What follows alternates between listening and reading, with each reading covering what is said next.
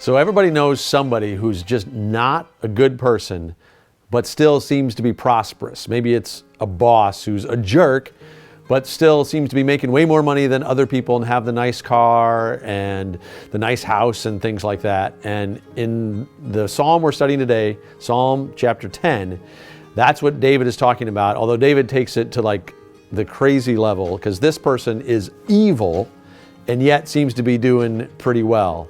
In fact, David starts this psalm in verse 1. David is mad because the evil person is prospering. In verse 1, he starts with saying, Why, O Lord, do you stand far away? Why do you hide yourself in times of trouble? And then David goes on to describe this person, because David feels like God's not there because this evil person seems to be prospering. And he goes on to describe the person, and he says in verse 8, he writes, he sits in ambush in the villages, in hiding places, he murders the innocent. I mean, this is how bad that guy is, that he's murdering innocent people. And yet, it says in verse 5 that that horrible person is actually prosperous. Now, like I said, you probably know somebody like that. You probably know someone who seems to be prosperous even though they're not doing well. And what the question that David asks in this is, he asks the question, why, God, why do you seem so far off? And what I love about the Psalms is that David is such an honest guy. He is so honest. If he's mad at God, he tells you. If he's happy and joyful, he sings praises in his Psalms as well. And in this Psalm, David is upset, and he's really upset. And so he tells God about that. And I think to me, that's the first thing that we learn from this Psalm and from the Psalms in general. And that lesson is actually that we need to be honest. We need to be honest with God. Sometimes we feel like, oh, I have to pretend that I'm perfect. I have to pretend that I don't ever sin or I don't ever make mistakes. And oftentimes, the first steps for healing, for joy and peace in our lives are to be honest with God and honest with ourselves. Honest with God about what's going on in our lives. Honest with God about how we feel. Honest with God about if we're mad. I actually have a saying, and some people don't like this saying.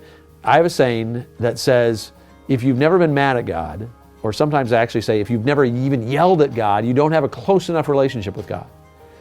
And what I mean by that is when we're close with someone, whether it's a family member or friend or a spouse, they do things that we don't like. They do things in a way that we wouldn't do them, and we get upset about them. And oftentimes in life, things are not going the way we want. Our life is not going the way we want, and we need to be honest. We need to be honest with God and say, God, you're supposed to be in control. God, why does it seem like you're so far away? That's what David says in this psalm. So right now, if you're in a situation where things aren't going the way you would hope they would go, you can be honest with God. Honest with God about how you feel on the inside. And then the beautiful thing about David is while he's so honest, he always ends his Psalms by going back to the truths about God that are true, whether David feels that they're true or not. And that's a big, important distinction, that the truths about God are true whether we feel it or not. So we need to be honest with God about how we feel, but then we can rest on the truths of God that are true whether we feel it or not. And so at the end of this psalm, David says in verse 17, he says, you, Lord, hear the desires of the afflicted. You encourage them. You listen to their cry. You defend the fatherless and the oppressed. So while David starts with going, God, why are you so far away? He ends with saying, God, but I know you hear our cries.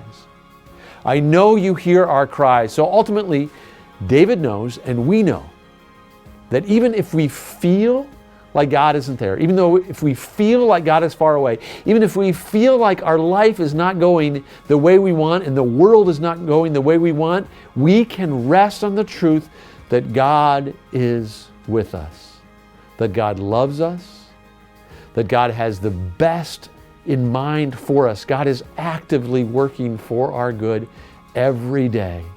And so today, my encouragement to you is be honest with God. Be honest about where you are, but then rest in the truth of who God is and what God is doing, has done, and will do in your life.